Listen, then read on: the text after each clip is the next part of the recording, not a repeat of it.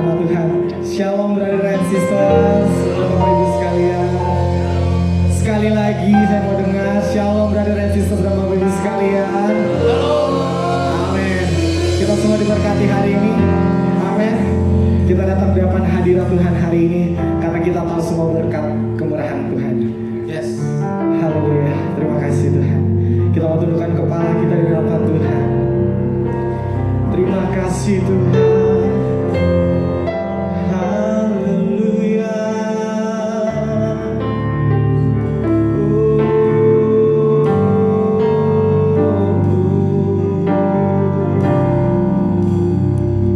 Ini kami Tuhan.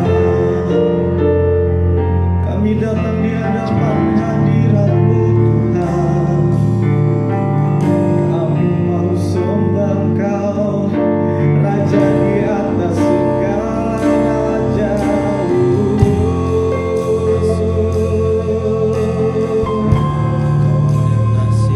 Terima kasih Tuhan, karena hanya Engkau yang baik. Haleluya.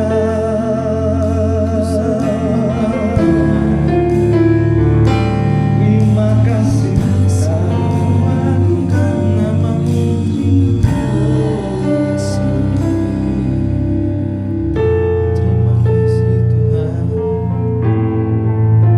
kami mau datang di hadapan hadirat-Mu Tuhan.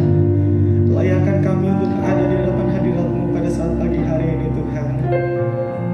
Terima kasih Tuhan.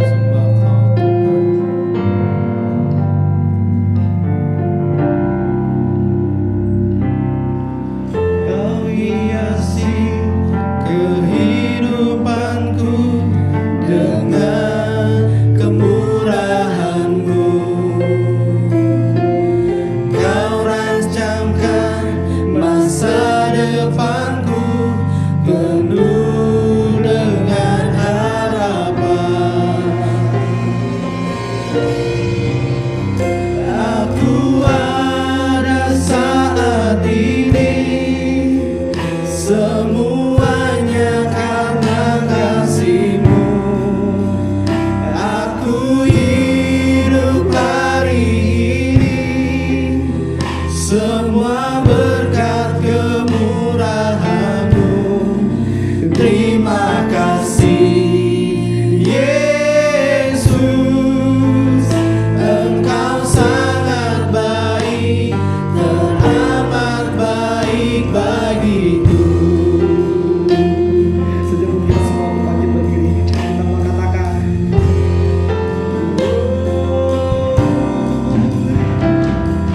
Kau hiasi kehidupanku dengan kemurahan-Mu.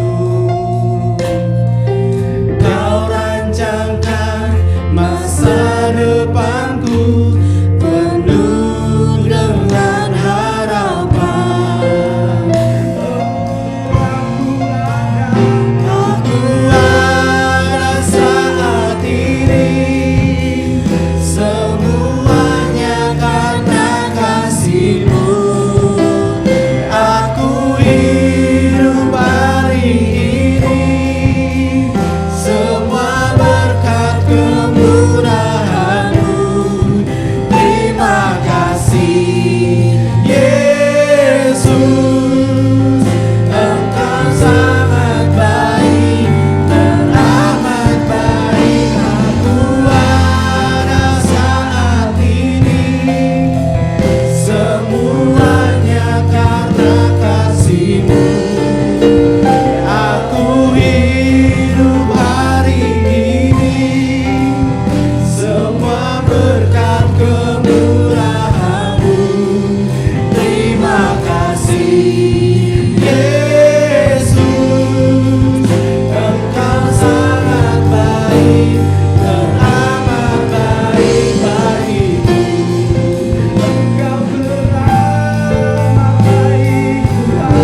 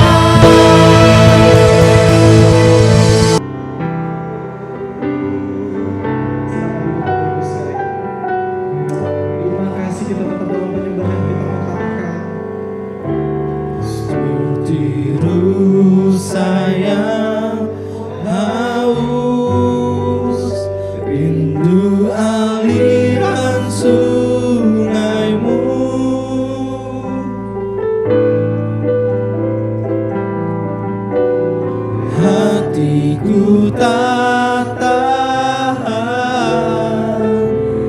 menunggumu.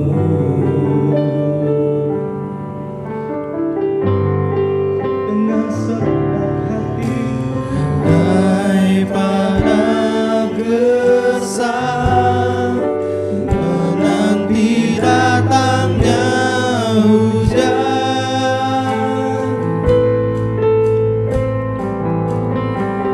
begitu pun jiwaku Tuhan,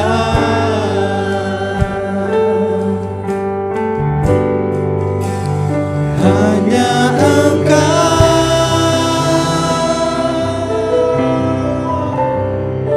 pribadi yang mengenal hatiku.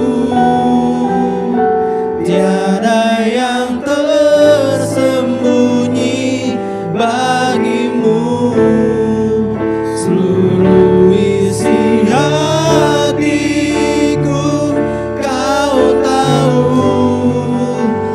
dan bawaku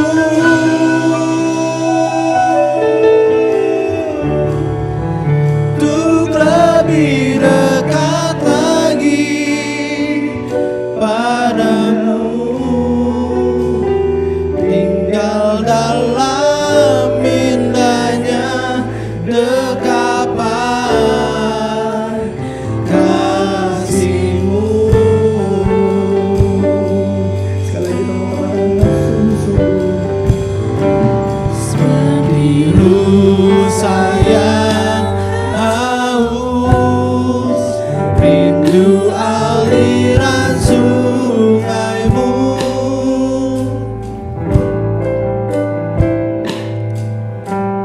hatiku tak tahan menunggumu.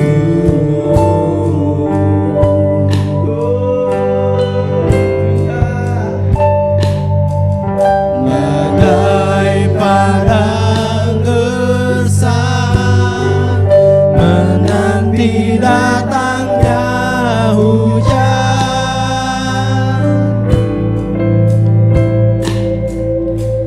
begitu pun jiwaku Tuhan,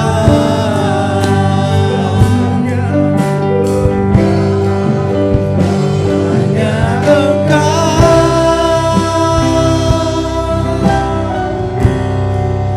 pribadi yang mengenal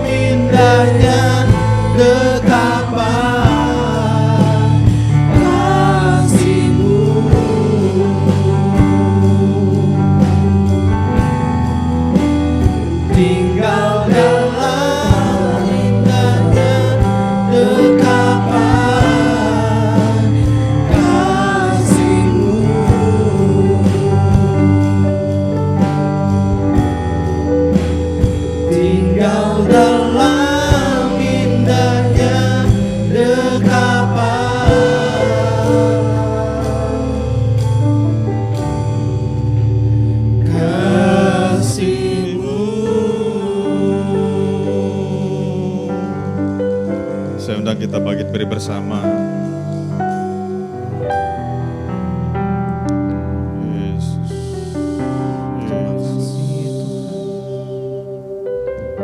Kami sungguh bersyukur Bapa untuk hari ini. Engkau sungguh baik, sangat baik, amat baik dalam hidup kami. Dan di pujian yang terakhir kami boleh mengalami Tuhan.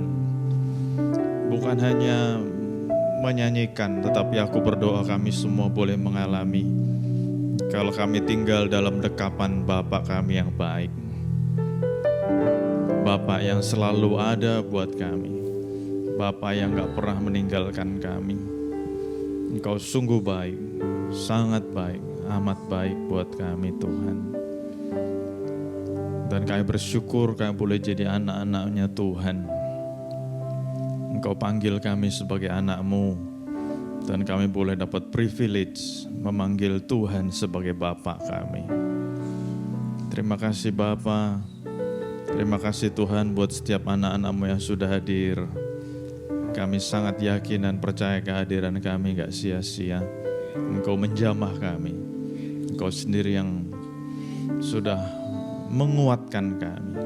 Bahkan kami yakin dan percaya Tuhan dalam ibadah ini yang sakit disembuhkan dalam nama Tuhan Yesus. Yang lemah dikuatkan dalam nama Tuhan Yesus.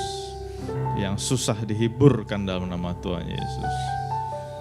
Bahkan bila ada yang putus asa, diberi pengharapan yang baru oleh Tuhan. Terima kasih Bapa, terima kasih Bapa. Engkau memberkati Ishak dan seluruh teman-teman yang sudah memimpin kami masuk dalam hadirat Tuhan, pakai hidup mereka makin dahsyat lagi. Terima kasih Bapa. Sekarang kami akan dengar isi hati Tuhan. Engkau juga yang urapi setiap kami Tuhan, tidak terkecuali. Buka hati kami, pikiran kami, telinga kami, mata kami, supaya kami boleh menangkap apa yang menjadi pesan-pesan-Mu. Tuhan hamba-Mu Engkau mampukan layakan, kuasai bibir lidahnya, sehingga apapun yang disampaikan dari Tuhan saja. Terima kasih Bapa, terima kasih Bapa. Kami siap untuk dengar isi hati Tuhan.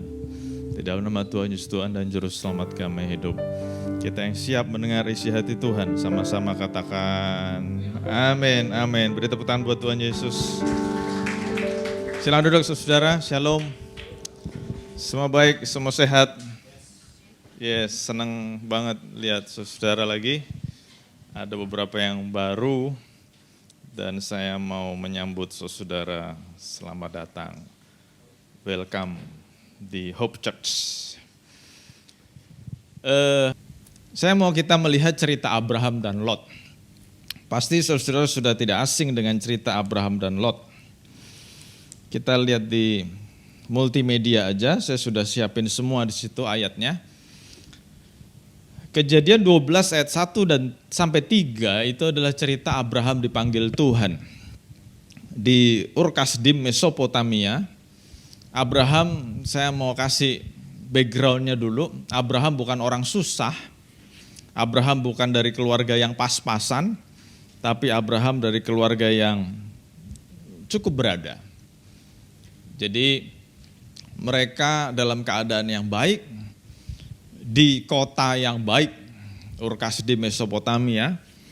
Kalau saudara cari-cari Google di zaman Abraham, Mesopotamia, Ur Kasdim itu sudah punya bangunan tetap.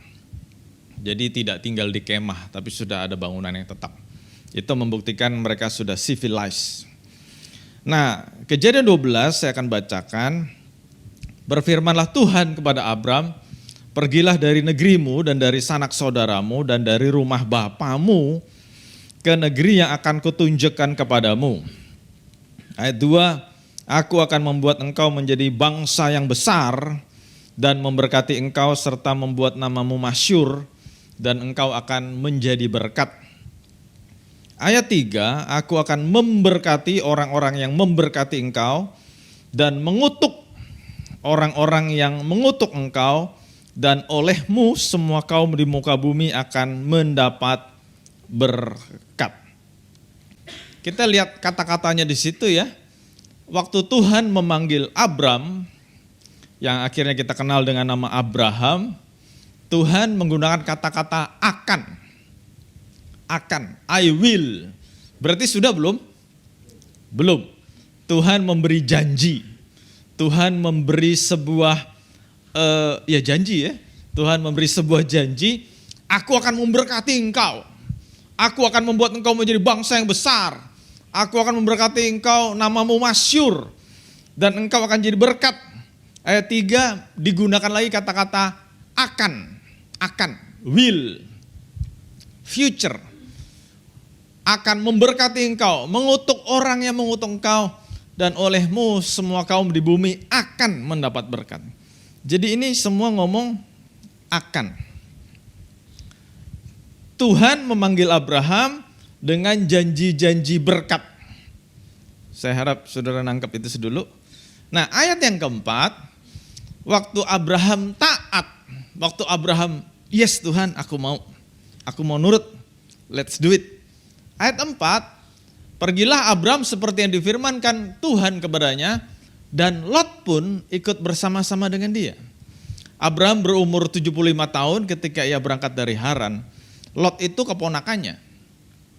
Ingat, Tuhan janji memberkati siapa? Abraham. Tuhan pernah janji memberkati Lot enggak? Tuhan pernah janji memberkati Lot enggak? Tidak pernah. Tidak pernah. Sekarang kita lompat Kejadian 13 ayat 2. Nah, Tuhan janji memberkati Abraham, Tuhan gak pernah janji sama Lot. Terus Abraham taat. Waktu Abraham taat, Kejadian 13 ayat 2. Ini saudara baca lengkap ya, saya lompat-lompat supaya saudara nangkep ceritanya. Kejadian 13 ayat 2, adapun Abraham sangat kaya, banyak ternak, perak, dan emasnya. Berkat Tuhan sudah mulai dinyatakan. Janji Tuhan sudah mulai digenapi. Ingat, Tuhan janjinya kepada Abraham, bukan kepada Lot. Saudara harus ingat nih, Tuhan janjinya kepada Abraham, bukan kepada Lot. Tapi karena Lot ikut, ingat, waktu Lot ikut, next, Kejadian 13 ayat 5, juga Lot yang ikut bersama-sama dengan Abram mempunyai domba dan lembu dan kemah. Saudara mulai nangkep belum?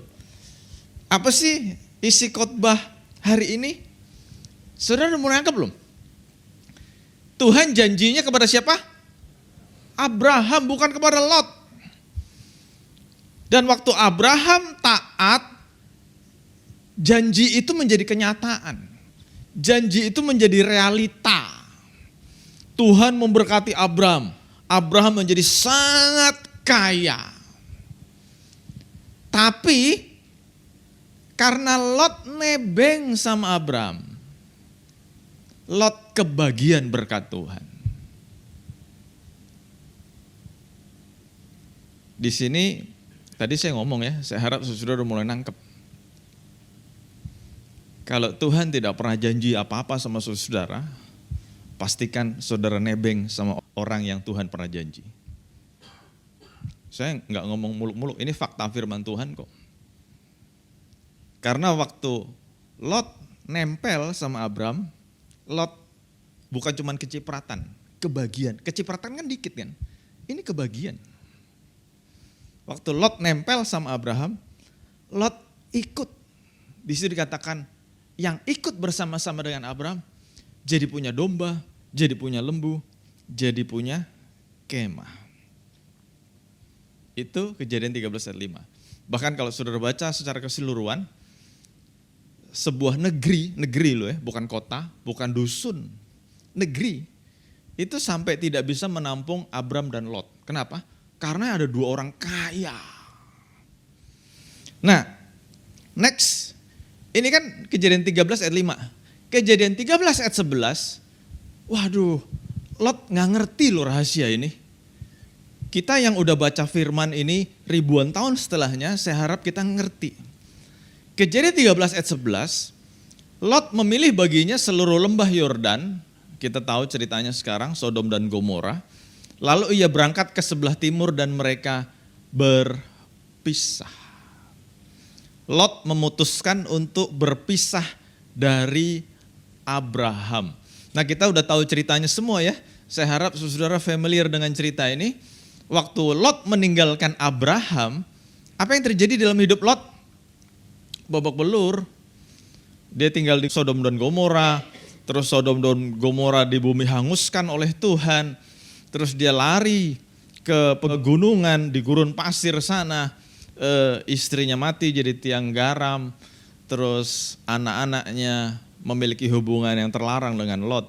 Dan sampai sekarang keturunan mereka menghuni sebuah negara namanya Yordania, dan anak-anaknya namanya Ammon dan Moab.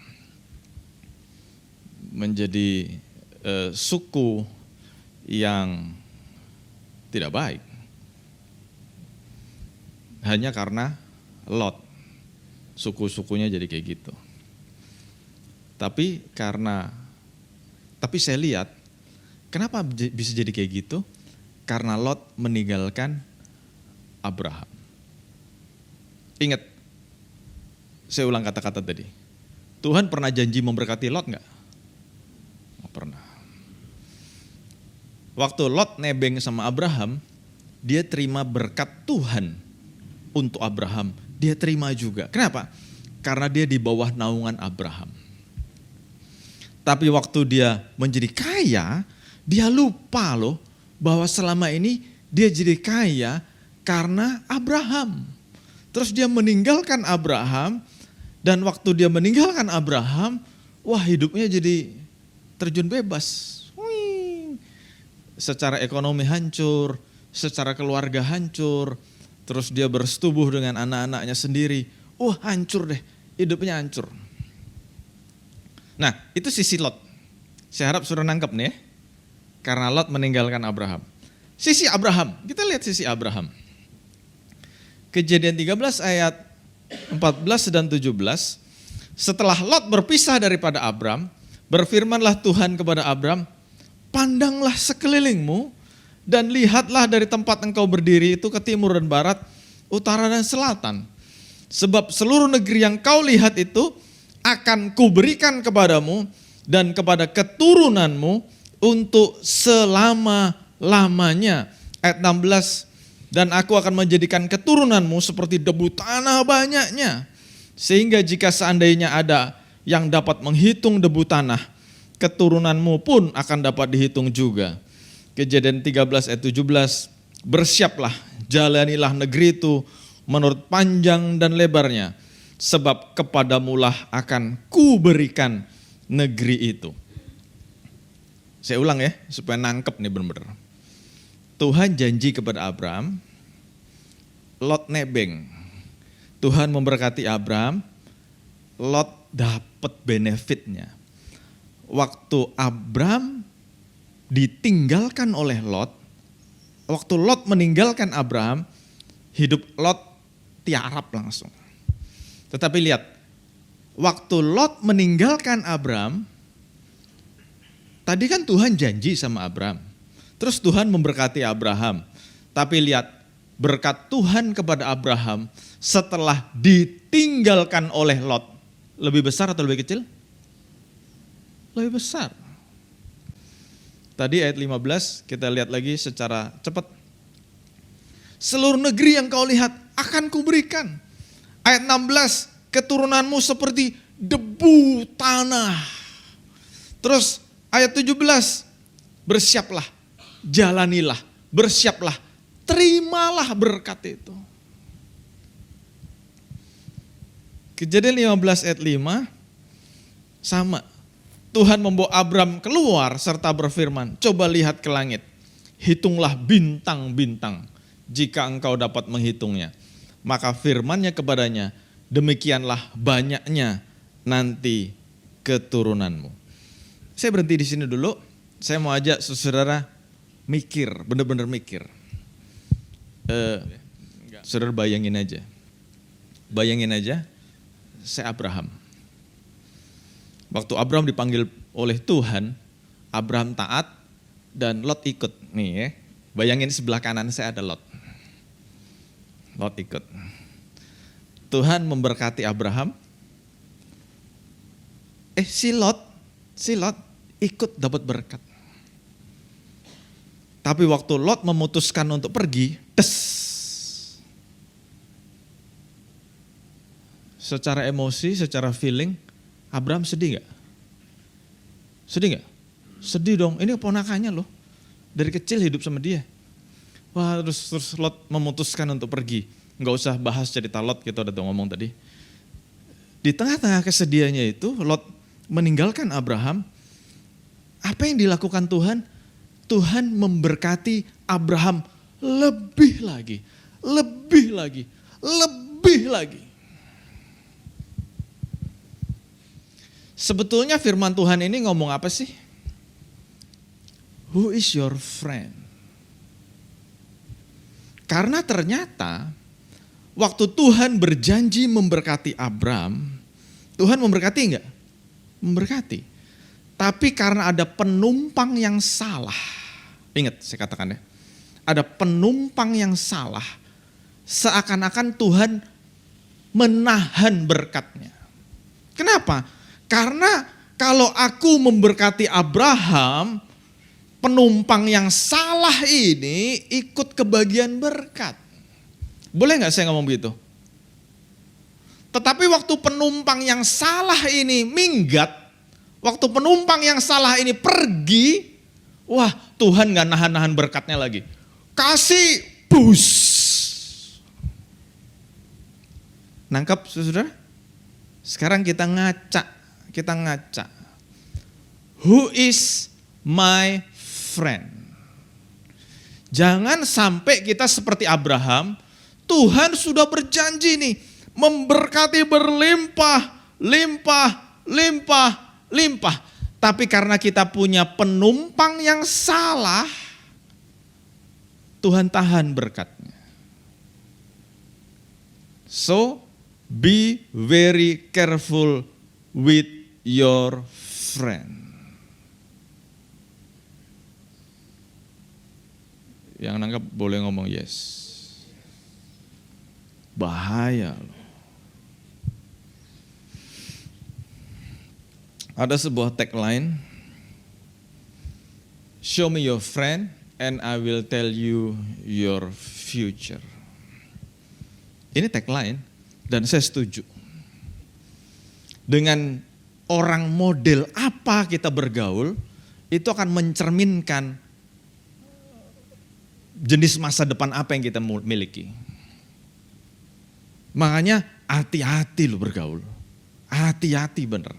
Nah, saya mau ngomong friend secara lebih detail. Friend itu apa? Nomor satu, yang disebut friends dalam Alkitab, dalam cerita ini, bicara tentang pasangan hidup. Nomor dua, friends bisa bicara tentang, ya memang teman, sahabat atau teman. Nomor tiga, bisa bicara tentang kolik atau rekan kerja. Nomor empat, sesuatu yang lebih luas, bicara tentang community. Nah, bicara tentang spouse dulu, pasangan hidup. Itu kan mirip-mirip sama Abraham dan Lot. Mereka hidup bersama. Mereka hidup pagi sampai malam ketemu. Mereka kerja bareng. Mereka ngobrol bareng. Dan Tuhan ngeliat. Ingat, Tuhan berjanji memberkati Abraham. Tetapi gara-gara ada satu penumpang gelap, Tuhan menahan berkatnya. Dalam poin nomor satu ini, saya mau ngomong lebih detail lagi. Hati-hati cari pasangan hidup. Hati-hati. Jangan sampai Tuhan sudah berjanji nih, Tuhan udah niat memberkati kita. Tapi gara-gara salah pilih, Tuhan tahan berkatnya. Berkatnya cuma dikasih, ya yang penting cukup aja deh.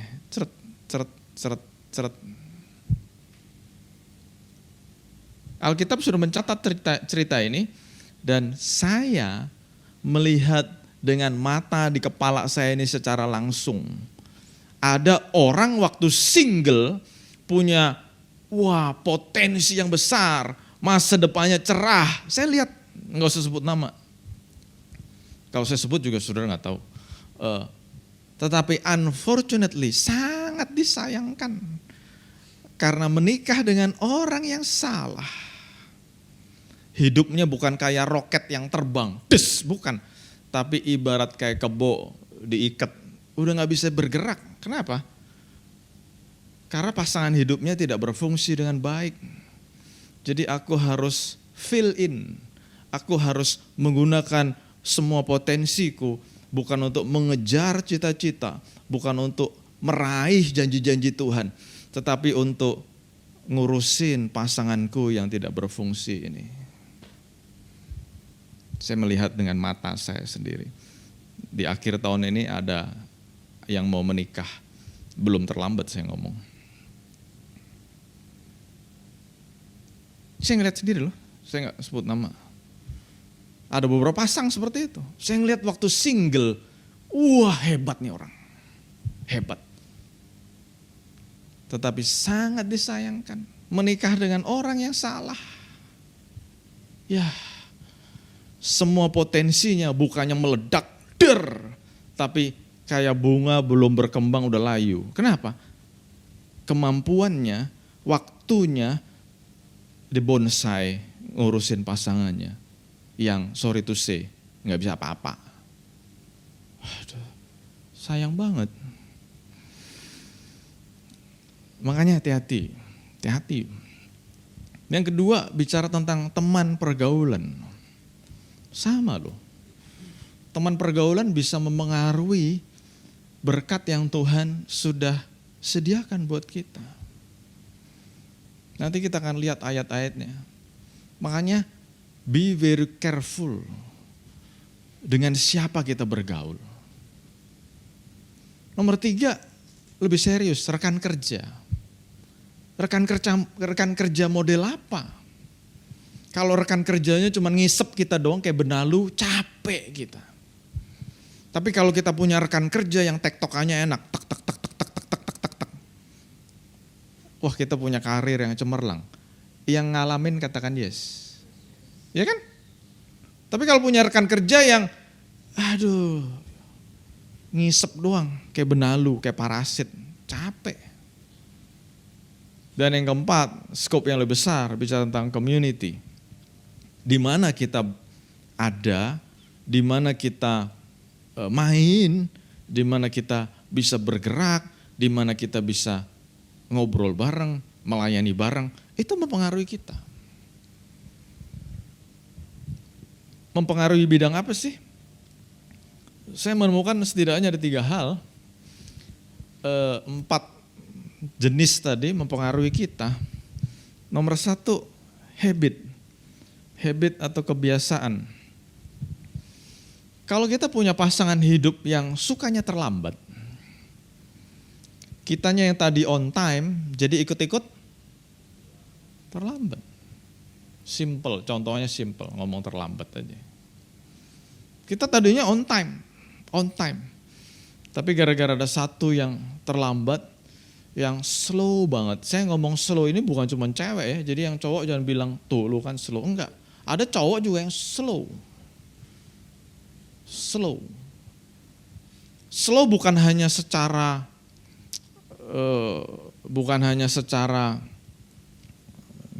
gerakannya slow, make up lama, mandi lama, enggak. Slow bicara juga tentang hidupnya slow banget. Pace-nya lambat. Nah, orang yang tadinya gesit, terus punya pasangan hidup yang slow, mau gak mau dia akan slowing down. Tadinya perlu lincah, ada kerjaan nih, ada bisnis nih, ada usaha nih, ada pelayanan ini. Tapi gara-gara pasangannya slow, sekali lagi saya tidak bicara tentang gender. Karena saya tahu ada cowok yang slow banget. Ada orang kayak gitu, ada. Jadi gak bisa make decision very fast, slow. Gerak pun slow. Dikagetin juga kagetnya slow.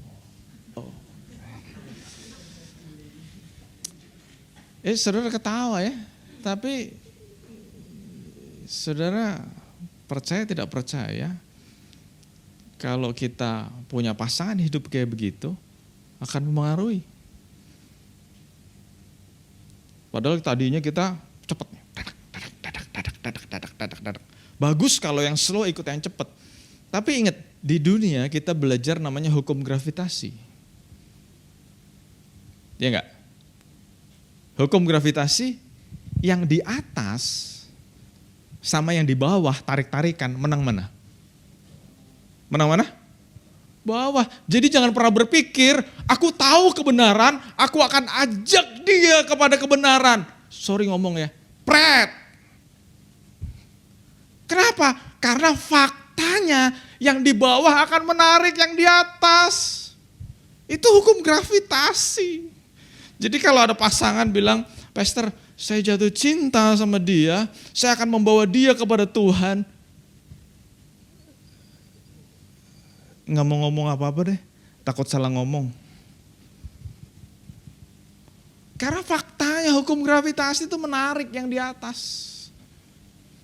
Itu ngomong kebenaran, ngomong gaya hidup, ngomong speed, ngomong macam-macam. Jadi please hati-hati. Apa yang Tuhan sudah taruh dalam hati kita, apa yang Tuhan sudah janjikan, jangan hilang gara-gara salah pasangan hidup. Yang kedua, the way of thinking. Cara berpikir kita berubah. Dulu kita ngomong itu gak bener, itu salah. Tapi gara-gara sering bergaul sama dia, kayaknya oke deh. Kayaknya oke. Udah berubah. Aku gak suka terlambat, tapi gara-gara aku jatuh cinta sama orang yang slow, ingat, cinta itu tidak buta, tapi cinta membutakan. Jadi, masih oke. Yang penting kita happy, yang penting kita jatuh cinta, cinta-cintaan, makan tuh cinta. Berubah. Wah, dulu punya cita-cita. Aku harus punya uang, aku harus punya income, aku harus punya rumah, tapi karena jatuh cinta, enggak apa-apa deh sepiring berdua. Sepiring berdua. Ntar udah punya anak sepiring bertiga, anaknya 2, sepiring berempat. Pantesan udah menikah tambah kurus. Kenapa? Makanya tambah ngirit. Sepiring berdua, sepiring bertiga, ntar anaknya 4, sepiring berenam. Way of thinkingnya berubah. Padahal dulu punya pikiran, aku mau berjuang. Istri, anak-anak atau sebaliknya. Punya gaya hidup yang decent, yang layak. Yang ketiga, feeling atau emosi mempengaruhi kita. Kalau kita bergaul sama orang yang suka marah, percaya tidak percaya, lambat tapi pasti kita jadi emosional, jadi suka marah juga. Kalau kita bergaul sama orang yang emosional, bukan marah, emosional sebaliknya, dikit nangis. Percaya tidak percaya, lambat tapi pasti jadi ikut emosional. Dulu saya gak suka nonton film drama, tapi gara-gara bernegosiasi, oke gantian ya, habis nemenin aku nonton film action, aku temenin nonton film drama. Jadi nonton film drama juga. Gitu ya. Jadi tersentuh juga, kasihan juga ya. Terus kok gue jadi begini ya? Dulu nonton tembak-tembakan, sekarang ada ngeliat, waduh tersentuh juga.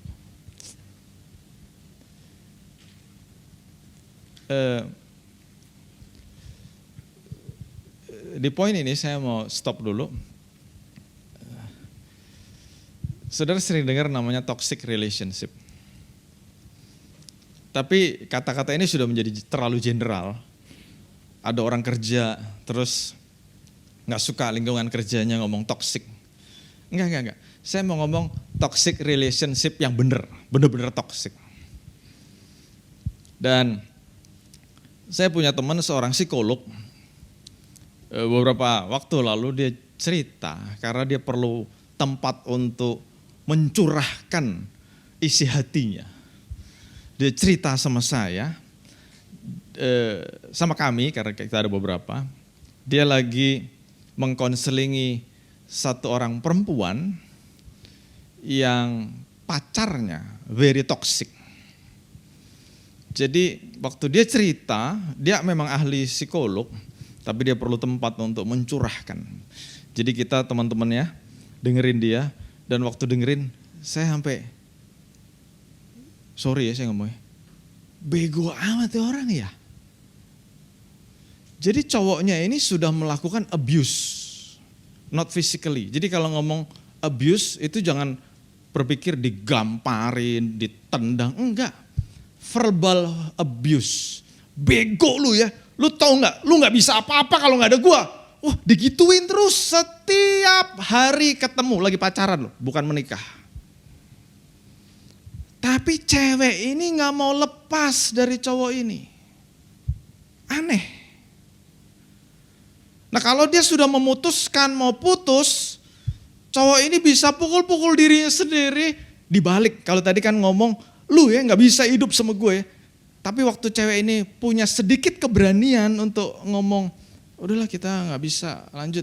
Terus cowok ini bisa ngomong, aduh sambil nangis-nangis, I cannot live without you, aku mau bunuh diri nih, gitu-gitu. Dan ceweknya bisa jatuh hati lagi. Nah waktu saya dan teman-teman diceritain gitu, sorry ya saya memang bego banget ya. Sorry, it happens. Teman saya yang psikolog ini cerita, di luar sana bukan cuma satu pasang ini, banyak yang kayak begitu. Istilahnya apa? Bucin, budak cinta. Udah tahu toksik, nggak mau lepas. Dan abusive not only physically. Jadi kalau omongannya udah abuse, kamu ya nggak bisa apa-apa. Kamu ya kalau nggak ada aku nggak bisa apa-apa. Bego lu ya, gitu aja nggak bisa, salah melulu, digituin terus setiap hari. Tapi anehnya cewek ini nggak bisa lepas. Waktu ditanyain, kenapa sih nggak bisa lepas? Kasihan dia, nanti kalau nggak ada aku, dia jadi apa? Aduh, omongannya begitu. Lu kasihan sama dia kasihan nggak sama lu? Dan waktu saya dengar cerita begitu, dia ngaku loh teman saya yang psikolog ini, nggak gampang loh bikin orang ini sadar, nggak gampang. Udah dikasih tahu berbagai macam cara, nggak gampang. Jadi saudara yang belum menikah, buka mata lebar-lebar, buka telinga lebar-lebar. Hati-hati, karena sekali sudah menikah, kita orang Kristen ya, orang Kristen sekali menikah untuk selamanya. Hati-hati. Jadi saya berharap nggak terjadi di sini, berharap. Tapi saya pengen saudara buka mata, buka telinga, buka kepala nih, buka hati. Waktu BPN saya selalu ngomong begini, Tuhan menciptakan kita, Tuhan mau kita happy, Tuhan mau kita berbahagia. Nah kalau kita menikah jadi mengurangi derajat kebahagiaan kita. Waktu kita menikah mengurangi level kebahagiaan kita. Saya mau katakan something is wrong. Tapi waktu kita menikah kebahagiaan kita jadi double-double, jadi meningkat. Dulu senyumnya cuma selebar gini, sudah menikah lebih lebar lagi. Wah puji Tuhan, good sign. Tapi kalau menikah jadi apa-apa takut, nanti dimarahin, nanti disalahin, apa-apa takut, mau ngapain takut, mau ngapain takut. Itu bukan menikah yang benar. Saya punya prinsip, waktu Tuhan menciptakan manusia, Tuhan pengen kita hidupnya full, optimal. Enggak cuma ngomong cowok ya. Jadi saya ngomong begini bukan karena anak saya dua-duanya cewek, enggak. Saya ngomong gini kebenaran ini, bukan karena anak saya cewek jadi saya ngomong begini, enggak. Yang Tuhan ciptakan dengan masa depan yang full, optimal itu bukan cowok, cewek juga. Jadi cewek jangan berpikir nanti cita-citanya apa? Terserah suamiku lah mau ngapain aku ikut aja. Enggak kayak gitu deh. Tuhan menciptakan cewek dengan kehidupan yang cerah, cemerlang, gilang gemilang. Mau jadi apa? Itu Tuhan sudah siapkan path-nya, jalurnya yang cerah, cemerlang. Nanti kalau ketemu cowok, pastikan dua insan manusia ini, cowok dan cewek, punya komitmen. Let's do it together. Jadi jangan yang cowok ngomong sama cewek, lu berkorban ya, lu support gua. Atau sebaliknya yang cewek ngomong, lu yang berkorban, lu support gua. Enggak begitu. Ingat, ada dua insan ciptaan manusia, dua-duanya punya potensi yang perlu dikembangkan. Nah waktu dua-duanya ketemu, terus dua-duanya komit, let's do it together. Wah bayangin tuh, itu ibarat dua gelas yang penuh, waktu bergabung ada dua gelas yang penuh yang akan mengguncang dunia. Waduh, itu kata-kata saya. Tapi kalau salah satunya gelasnya kosong, lu isi gelas gue ya, lu isi gelas gue. Sorry, saya pakai kata-kata yang mendingan pakai kata-kata vulgar yang bisa diingat. Salah satunya berarti parasit, benalu. Ya dong. Tapi kalau dua-duanya dengan hidup yang penuh, terus bergabung jadi satu. Set. Woo. Let's rule the world. Keren ya. Cita-citanya apa? I want to rule the world. Jadi gak ada tuh ngomong, aku akan ikut kemanapun kau pergi. Aku akan support kemanapun kau lakukan. Tapi dia mengorbankan cita-citanya. That's not life. Yang keempat, apa sih yang dipengaruhi spiritual life? Pasti. Nomor 1, 2, 3 itu secara mental, jiwa nih. Dan yang keempat, spiritual, kerohanian pasti dipengaruhi. Jadi kalau kita punya teman yang jatuh cinta sama Tuhan, kita akan terpengaruh on fire sama Tuhan. Tapi kalau teman kita mempengaruhi kita sebaliknya, aduh itu dia. Ada orang yang saya tahu waktu jatuh cinta, wah jadi semakin sungguh-sungguh sama Tuhan. Waktu udah menikah semakin sungguh-sungguh sama Tuhan, dua-duanya suami istri. Tapi ada juga yang sangat disedihkan karena salah satunya salah satunya di bawah, yang di atas pasti ditarik ke bawah. Very unfortunately. Amsal 13 ayat 20. Siapa bergaul dengan orang bijak menjadi bijak. Tetapi siapa berteman dengan orang bebal menjadi malang. Penting banget tuh dengan pergaulan ini. Penting banget. Don't take it too easy gitu ya. Take it seriously. Amsal 22, 24, 25. Jangan berteman dengan orang yang lekas gusar. Jangan bergaul dengan seorang pemarah. Supaya engkau jangan menjadi biasa. Itu kan tadi kan saya udah ngomong. Ini ngomongnya cuman gusar, ngomongnya dengan pemarah. Tapi sifat-sifat lain banyak. Jangan bergaul dengan orang yang boros. Nanti kita jadi terbiasa dengan kehidupan borosnya. Jangan bergaul dengan orang yang malas.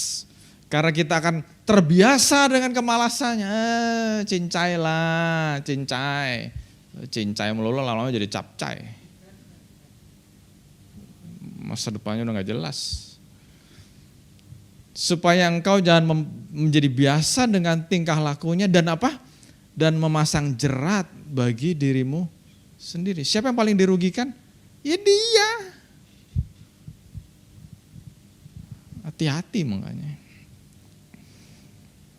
Dan yang terakhir, maksudnya ayat yang terakhir, yang terkenal, janganlah kamu sesat. Pergaulan yang buruk merusakkan kebiasaan yang baik.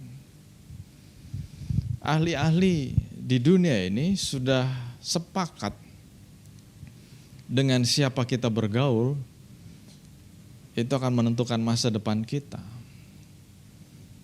Seorang ahli yang sudah almarhum namanya Zig Ziglar. Saya baca bukunya, saya kaget. Ya karena ini bukan buku Kristen, walaupun dia orang Kristen. 70% keberhasilan manusia itu karena orang lain. Ini bukan buku Kristen ya. Jadi jangan komplain, loh bukannya karena Tuhan. Iya memang karena Tuhan, tapi maksudnya gini loh. Secara manusia 70% itu keberhasilan karena orang lain. 30% yang karena diri sendiri. Jadi maksudnya apa? Pastikan kita bergaul dengan orang yang benar. Karena majority kan 70%. Jadi pastikan kita ada di komunitas yang benar. Pastikan kita bergaul dengan orang yang benar. Karena kalau kita bergaul dengan yang orang benar, tadi kan 70% itu karena orang lain. Nah, berarti pergaulan, friendship, pasangan hidup sangat signifikan. Bukan cuma sangat, extremely signifikan. Nah kalau kita sadar dengan hal itu, ada dua hal yang saya mau kita ingat, ada dua hal. Nomor satu, hati-hati dengan siapa kita bergaul, apalagi dengan siapa kita mau menikah. Extremely significant. Jadi nomor satu, hati-hati banget. Pilih teman hati-hati, bergaul hati-hati. Next, Harvard University beberapa hari lalu, pas banget saya lagi siap-siap khotbah ini, saya ketemu ini. Harvard University did studies for 25 years looking into why people succeed greatly in life. Sukses berhasil. Besar-besaran suksesnya. Succeeded greatly. What they found is that 99% of your success in life is going to be determined by what they call your reference group. Wah, waktu saya baca ini. Jadi sekali lagi, hati-hati dengan siapa kita bergaul. Firman Tuhan sudah ngomong, kadang-kadang anak muda perlu data yang lebih jelas. Firman Tuhan kan ribuan tahun yang lalu, Pastor. Oke. Ini sudah dibuktikan oleh Harvard. 99%. Lu masih mau main-main lagi dengan siapa bergaul? Masih mau main-main lagi? Kecuali saudara bilang, saya memang gak ada cita-cita sukses kok. Oh ya sudah, terserah lu. Tapi semua kita mau sukses kan? Hati-hati dengan siapa kita bergaul. Supaya lebih jelas, reference group apa sih? Reference group is a group to which an individual or another group is compared. Used by sociologists in reference to any group that is used by an individual as a standard or evaluating themselves and their own behavior. Jadi set the standard gitu loh. Grup yang bisa set standard kita. Kita nggak boleh di bawah itu. Kita harus going up terus. Kita lihat bahasa Indonesianya. Reference group atau kelompok acuan atau kelompok referensi, setiap orang atau kelompok yang dapat mempengaruhi baik secara langsung maupun tidak langsung terhadap sikap, perilaku, pendapat, norma, ataupun nilai-nilai sebagai kerangka rujukan bagi individu dalam pengambilan keputusan. So, hati-hati dengan siapa kita bergaul. Yang sudah kata yes.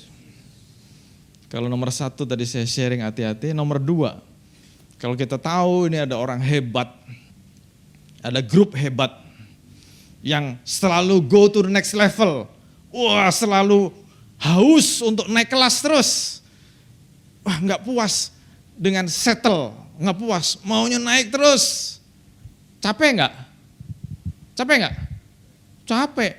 Tapi kalau kita mau ikut sukses, kita mau nyemplung di grup kayak begitu. Kalau mau jadi lion, bergaulah dengan lion. Kalau mau jadi embek, bergaulah dengan embek. Itu kan orang-orang ngomong. Makanya saya mau Hope Church pas banget.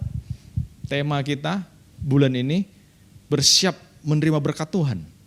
Tema kita bulan depan, naik kelas. Jadi pas ini penghubung ke tema bulan depan. Bulan depan kita akan ngomong upgrading. Salah satu cara untuk menarik berkat Tuhan adalah waktu kita naik kelas. Naik kelas terus dong. Kalau kita puas dengan anak TK, ya berkatnya anak TK. Anak TK berkatnya apa? Balon, bener gak? Permen, gitu kan? Tapi waktu naik SD, udah mulai dibeliin gadget. Zaman sekarang. Bener gak Ebi? SMP ya Ebi ya? Oke. Mulai beliin gadget, mulai beliin laptop, nanti beliin apa lagi gitu ya. Tapi kalau enggak pengen gadget, enggak pengen laptop, sukanya balon aja deh. Ya udah, terserah lo mau TK terus. Bayi kecil oek-oek terus. Tapi kan hidup enggak begitu. Hidup pengen something more. Ya naik kelas dong. Naik kelas. Nah kalau kita mau naik kelas, salah satu caranya adalah kita dalam komunitas yang membawa kita naik. Jangan mau, aduh ini udahlah semuanya diam-diam aja lah, tenang-tenang aja lah. Nanti juga Tuhan berkati. Emang Tuhan berkati, tapi gak bakal sampai optimal. Gak sampai fullest. Dan khusus buat yang lagi pacaran, yang mau menikah, ingat firman Tuhan tadi. Kalau kita mau menjadi wadah yang diberkati Tuhan berlimpah-limpah, hati-hati dengan siapa kita menikah. Pasangan kita bisa membawa kita naik, atau sebaliknya, pasangan kita bisa membawa kita atau menarik kita, drag me down, drag you down. Nah kita gak mau begitu dong, kita mau ikut naik. Jadi ada lagunya, ku kan terbang, gitu kan? Sudah diberkati? Dan pesan saya jadilah pelaku-pelaku firman. Yuk berdiri sama-sama yuk. Bapak, ini menjadi komitmen kami Tuhan. Kami gak mau dunia menjauhkan kami dari kasih Tuhan. Engkau sudah memberi yang terbaik. Kami juga mau selalu berusaha, selalu berjuang memberi yang terbaik buat Tuhan. Kami semua sudah dengar isi hatimu Tuhan pada hari ini. Dan aku berdoa Tuhan, Roh Kudus-Mu yang dahsyat akan memimpin kami, akan menuntun kami, akan mengarahkan kami. Supaya kami boleh berjalan sesuai dengan kehendak Tuhan. Kami mau semakin hati-hati dengan siapa kami bergaul. Kami gak mau seperti Lot yang waktu meninggalkan Abraham, hidupnya jadi kacau. Kami mau melekat sama orang-orang yang diberkati Tuhan. Kami mau melekat sama orang-orang yang punya potensi yang besar. Tetapi sebaliknya Tuhan, waktu kami sudah terima berkat Tuhan, kami gak mau bergaul dengan orang-orang yang menghalangi berkat Tuhan turun. Kami gak mau bergaul dengan orang-orang yang drag me down, orang yang menarik kami turun. Tetapi kami mau tetap terus melekat sama Tuhan, supaya janji-Mu boleh digenapi dalam hidup kami. Kami boleh seperti burung Raja Wali yang mengepakkan sayap, yang boleh terbang tinggi, menikmati kebaikan-kebaikan Tuhan. Kami gak mau hidup kami dibebani dengan pergaulan yang salah, bahkan dengan pasangan yang salah. Tuhan, aku berdoa, lembutkan hati anak-anak-Mu Tuhan. Kami gak mau ngomong, aku sudah cinta, aku sudah terlanjur jatuh cinta. Tetapi Tuhan, buka mata kami, buka hati kami, buka pikiran kami. Engkau punya sesuatu yang dahsyat di depan kami. Engkau punya sesuatu yang extraordinary di depan kami. Dan kami mau meraih itu Tuhan. Kami gak mau ada satu orang pun yang menghalangi kami menerima janji-janji Tuhan. Terima kasih Tuhan, terima kasih Tuhan. Berkati setiap anak-anak-Mu. Setiap pribadi diberkati Tuhan. Secara khusus Tuhan, hari ini aku juga mau berdoa buat anak-anak-Mu yang sudah menikah. Berkati pasangan-pasangan ini Tuhan. Supaya apapun yang sudah Engkau desain dalam hidup mereka, mereka berdua boleh menggapainya. Mereka berdua boleh fulfill rencana Tuhan dalam hidup mereka. Apa yang sudah Engkau taruh dalam hati mereka masing-masing, mereka boleh menjadi partner yang terbaik untuk fulfill God's promises dalam hidup mereka. Mereka boleh mencapai apa yang Tuhan sudah janjikan. Mereka boleh mencapai apa yang Tuhan sudah rancangkan. Terima kasih Tuhan, terima kasih Tuhan. Berkati anak-anak-Mu Tuhan.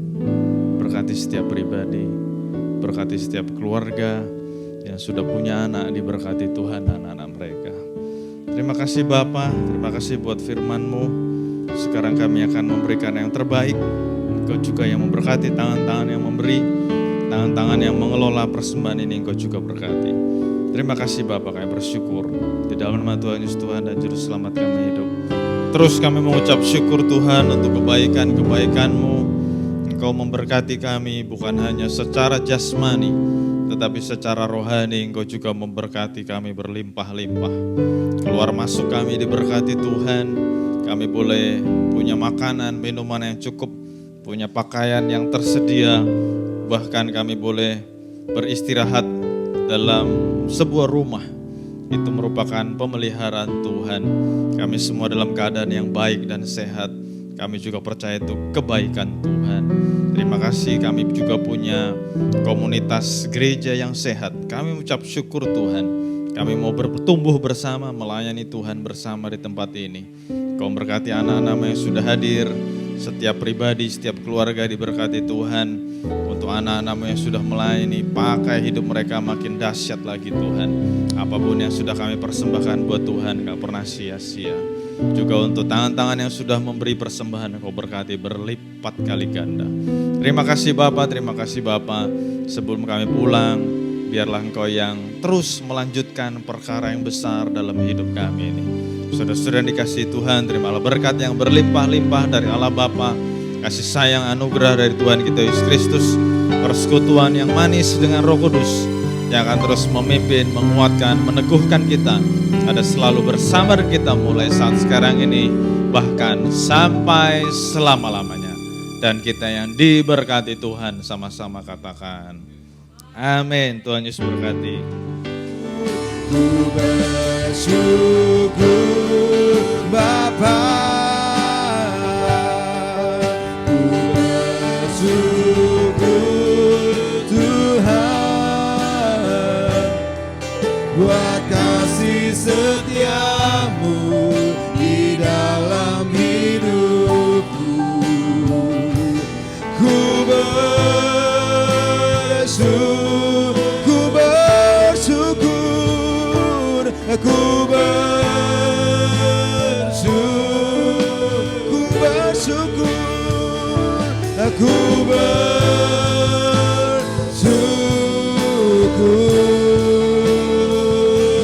Tuhan.